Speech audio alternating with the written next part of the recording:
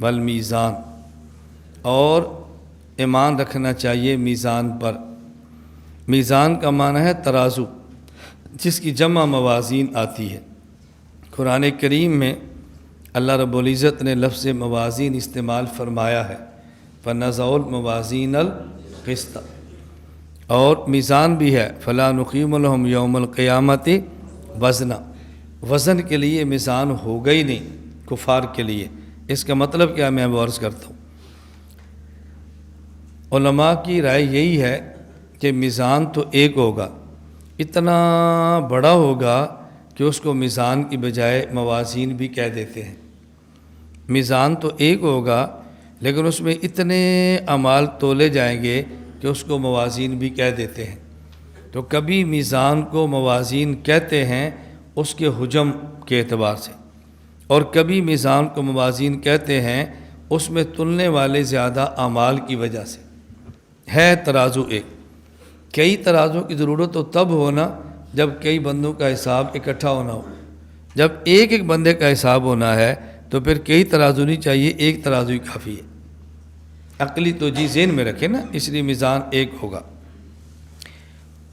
قیامت کے دن اعمال کو تولا جائے گا، اعمال کو گنا نہیں جائے گا، اس لیے اعمال کا جو وزن ہوگا اس کی بنیاد حسن نیت ہوگی۔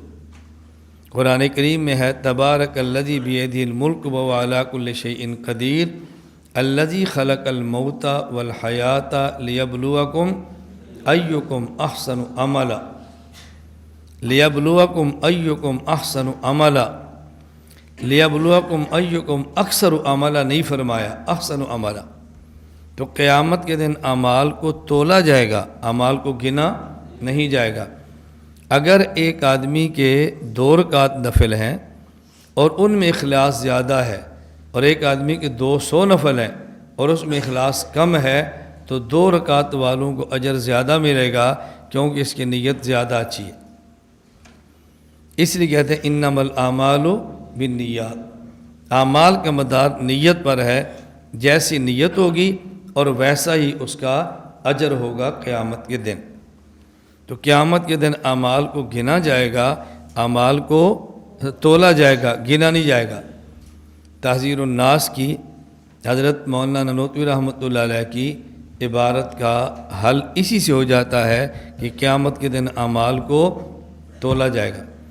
حضرت فرماتے ہیں کہ نبوت کمال علمی ہے، نبوت کمال عملی نہیں۔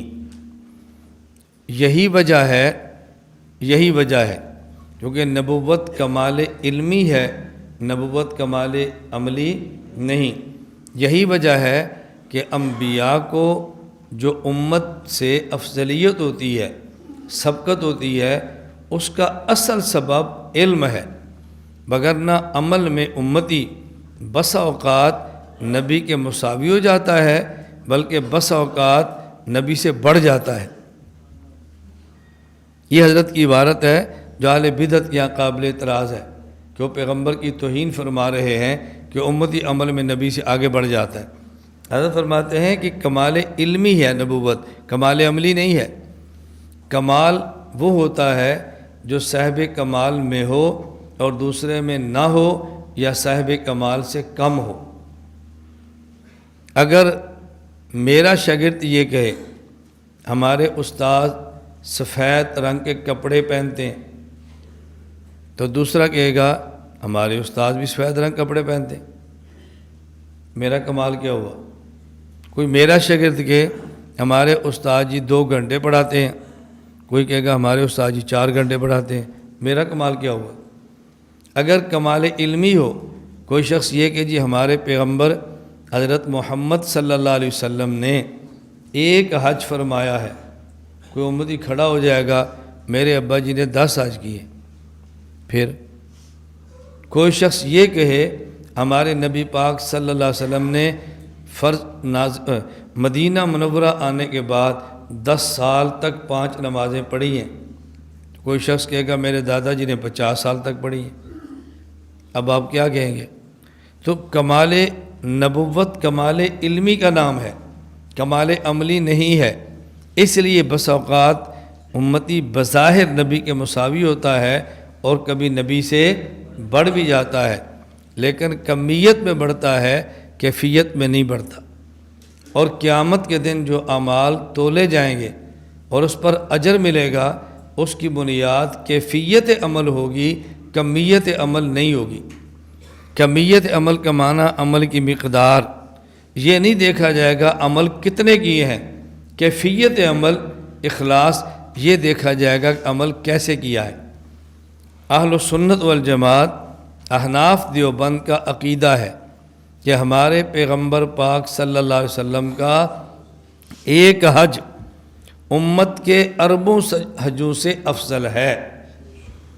ہمارے پیغمبر پاک صلی اللہ علیہ وسلم کا ایک سجدہ امت کے کھربوں سجدوں نہیں، کھربوں نمازوں سے افضل ہے۔ اس کی وجہ قیامت کے دن اعمال کو گنا نہیں جائے گا، بلکہ قیامت کے دن اعمال کو تولا جائے گا، اور وزن عمل کی بنیاد حسن نیت، اخلاص، تواضع، عاجزی، انکساری، تذلل، خشوع اور خضوع ہوگا۔ جتنا جس بندے میں عاجزی اور خشوع زیادہ ہوگا، اتنا ہی اس کے عمل کا وزن بھی زیادہ ہوگا۔ اور تواضع کی بنیاد عظمت ہے۔ جتنی ہی کسی کی آپ کے دل میں عظمت ہوگی، اتنی ہی اس کے لیے آپ کے دل میں تواضع اور عاجزی بھی ہوگی۔ بیان ختم ہوتا ہے، مصافحے ہوتے ہیں۔ ایک آدمی مصافحہ کر رہا ہے، دو ہاتھ سے مصافحہ کر رہا ہے اور ہاتھ کو ساتھ چوم بھی رہا ہے۔ ایک آدمی مصافحہ کر رہا ہے، مصافحہ کرنے کے بعد اپنے ہاتھ کو جسم پر بھی مل رہا ہے۔ اور ایک بچہ آتا ہے مصافحہ کرنے کے لیے، وہ مصافحہ کرتا ہے تو ایسے دیکھ رہا ہوتا ہے، جیسے مصافحہ کر رہا ہے اسے دیکھ بھی نہیں رہا، جیسے مصافحہ کرنا ہے وہ ادھر بیٹھا ہے اور بچہ یوں دیکھ رہا ہے اور ساتھ ہنس بھی رہا ہے۔ کیوں؟ وہ لوگوں کو دیکھ کر مصافحہ تو کر رہا ہے، لیکن جس سے مصافحہ کر رہا ہے اس کی عظمت اس کے دل میں نہیں ہے کہ اس کے لیے تواضع بھی اختیار کرے۔ اور تواضع کی بنیاد معرفت، جس قدر کسی کی معرفت ہو اسی قدر اس کے لیے تواضع بھی ہوتی ہے۔ آپ سبق سے فارغ ہوں، باہر ایک بزرگ ہیں، سفید داڑھی ہے، وضو کر رہے ہیں، آپ گزر جائیں گے۔ وضو کے بعد مسجد میں جا رہے ہیں، آپ گزر جائیں گے، آپ مصافحہ نہیں کریں گے۔ اور کسی نے بڑی ہمت کی تو سلام کر دے گا، السلام علیکم۔ لیکن اگر ایک طالب علم 10-12 کو کہہ دے یہ جو تشریف لائے ہیں نا، یہ 50 سال سے حدیث پاک پڑھا رہے ہیں، یہ 60 سال سے قرآن پاک پڑھا رہے ہیں، یہ 40 سال سے فقہ پڑھا رہے ہیں، اب بتاؤ طلبہ دوڑیں گے نا؟ پہلے کیوں نہیں دوڑ رہے تھے؟ معرفت نہیں تھی۔ اب کیوں دوڑ رہے ہیں؟ معرفت ہے۔ اور عزت عظمت کے ساتھ مصافحہ کریں گے۔ اور معرفت کی بنیاد علم، جتنی جس کے بارے میں معلومات ہوں اسی کے اندر بندہ اس کی معرفت حاصل کرتا ہے، اور جتنی معرفت ہو اتنی عظمت ہوتی ہے، جتنی دل میں عظمت ہو اتنی ہی تواضع اور عاجزی ہوتی ہے۔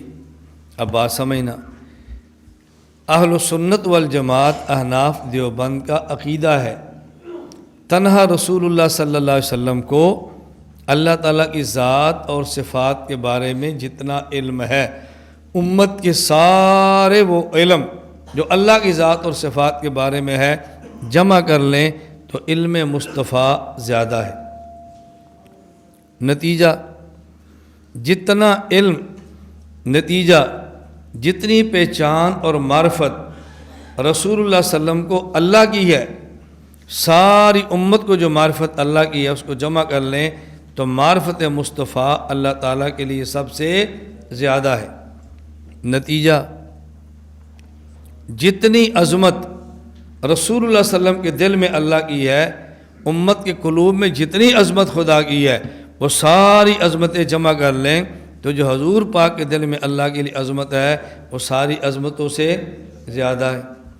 نتیجہ جتنی عاجزی اور خشوع ہمارے پیغمبر کے دل میں ایک سجدے کے لیے ہے، ایک سجدہ ہمارے نبی کا جس خشوع سے ادا ہوا، امت کی کھربوں نمازیں جس خشوع سے ادا ہوئیں وہ سارے خشوع جمع کر لیں تو ہمارے نبی کا خشوع زیادہ ہے، لہٰذا ہمارے پیغمبر کا ایک سجدہ امت کی کھربوں سجدوں سے وزن میں بھاری ہے۔ اس لیے مولانا نوتوی فرماتے ہیں امتی بظاہر مساوی ہو جائے، بڑھ بھی جاتا ہے، لیکن حقیقت میں امتی نبی سے آگے نہیں نکل سکتا، نہ ہی علم میں اور نہ ہی عمل میں۔